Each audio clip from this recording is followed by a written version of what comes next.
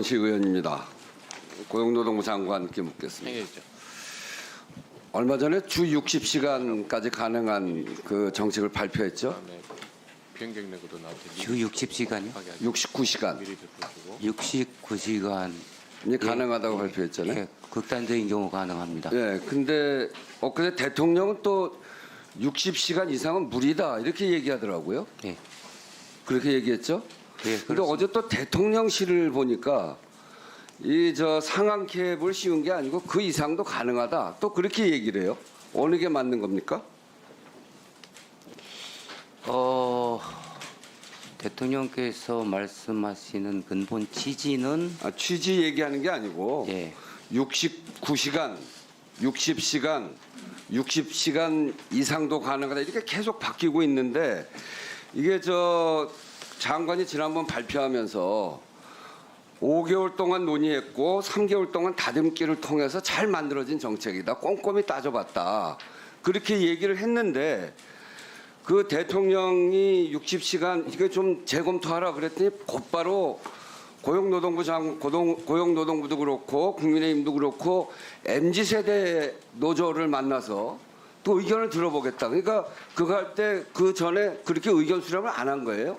충분히 의견 수렴한다고 했습니다만은 뭐 부족했다고 생각을 합니다. 예.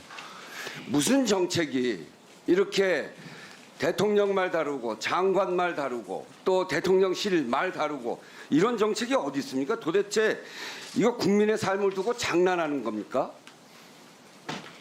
도저히 납득이 안 가요. 이렇게 허둥대고 부랴부랴 의견 청취하고 그리고 우왕좌왕하고 이게 정부가 할 일입니까? 그 전문가로 구성된 미래노동시장의 연구에서 안을 만드는 과정에서 그러면 그렇게 밀고 가야죠. 의견 수렴을 했고요. 저희도 정부안을 만드는 과정에서 의견 수렴을 했습니다. 아울러서 지금 69시간도 형편없이 납득할 수 없지만 그거보다 더 중요한 거는 69시간 한다고 5개월 동안 검토하고 3개월 다듬기를 해갖고 발표한 정책을 대통령 한마디에 바뀌고 또 그걸 또 대통령실이 바꾸고 이건 납득할 수가 없어요. 이거는 69시간 자체가 저녁이 있는 삶을 폐기하고 워라밸을 파괴하려고 하는 그런 정책 의도를 만들어줬고 기업의 소원 수리하느라고 그것이 국민한테 들킨 거죠. 그러니까 우왕좌왕하는 것이다 이렇게 보는데 어떻게 생각하세요? 정확한 표현은 69시간이 아니고 주 평균 52시간이 맞습니다. 그래서 그런 말씀하시지 마시고 고용노동부 장관 한국노총 사무총장 했잖아요. 저는 17대부터 예.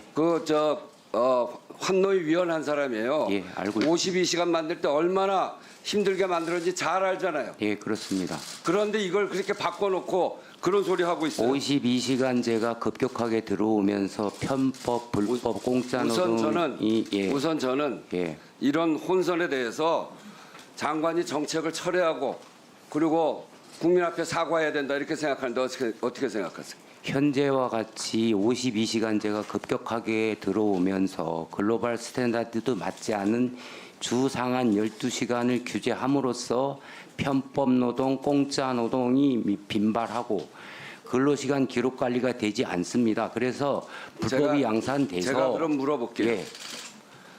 그 장시간 노동을 한다고 쳐요. 그러면 장시간 휴식을 줘야 되잖아요.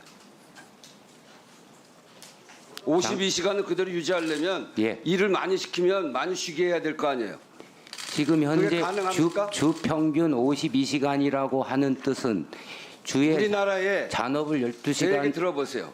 엉뚱한 얘기만 하시는데 우리나라에 이미 2015년부터 공무원들에 대해서 연가를 3년 동안 일하지 않으면 3년 안에 연가를 몰아서 쓸 수 있게 했어요. 제가 그거를 그러면 몰아서 쓴 거 15일 쓴 거, 20일 쓴 거, 30일 쓴 거 좀 내놔봐라. 자료를 안 줘요. 왜 안 주죠?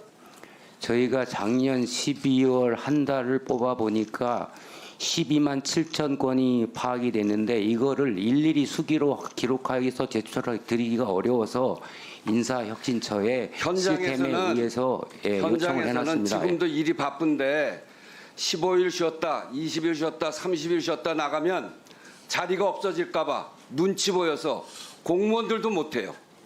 그런데 사기업에서 노조가 14%밖에 있지 않는데 노조도 없는 그런 기업에서 그렇게 몰아서 쉬는 게 가능합니까? 결국은 일이 늘어나는 거예요.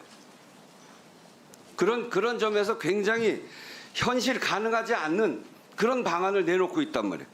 그리고 그렇게 되면 노동시간이 늘어나는데 노동시간 단축할 때 우리가 고민했던 가장 중요한 게 뭡니까?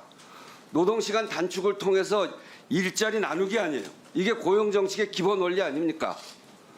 노동시간 개편하는 그야말로 사측 차원에서 자기 유연성을 늘려서 새로운 사람 안 쓰고 있는 사람 가지고 더 활용하는 건 좋겠습니다만 노동시간 단축과 잡쉐어링이라고 하는 게 완전히 역행해요. 이런 개편안이 도입되면 청년 일자리에 어떤 영향을 미칠지 한번 검토해 보셨습니까? 그 세 가지 말씀드리겠습니다. 그 일자리 검토해 보셨냐고요? 저희들은 이것이 일자리를 늘리는 데는 중장기적으로 도움될 거라고 보고 있습니다. 실노동 시간을 우리 환노위 보좌관들하고 양정열 임금 노동 정책 시간 정책단 국장하고 면담하는 자리에서 이 국장이 뭐라 그랬냐면 이것에 따른 일자리 검토는 안 했다. 이렇게 얘기했어요. 일자리 검토도 안 하고 노동정책, 노동시간 문제를 다루는 게 어디 있어요? 장관 아무리 그렇게 얘기해도 국장이 안 했다는 거예요. 실무를 책임지고 있는 사람이. 답변 드려도 되겠습니다. 일자리 문제에 대해서 검토했어요? 이번 제도 개편의 기본 취지는 그 불법과 노사 애로를 모두 해결해서 실노동 시간을 줄인다는 것이고요. 그 결과로서 부수적으로 일자리 창출 효과가 내지는 증대 효과가 있을 것으로 저희는 본 겁니다. 그래서 일자리 창출을 위해서 노동 시간 단축이 가장 중요한 전제가 일자리 창출은 아니고요. 이 제도가 갖고 있는 노사 모두의 불합리와 불법 편법을 줄여서 선택지를 확대하고 그래서 중장기적으로 노동 시간을 줄인다는 것이 목적이기 때문에 노동 시간을 줄이면 일자리는 늘어날 수 있는 가능성이 크죠. 예, 그렇게 봤습니다.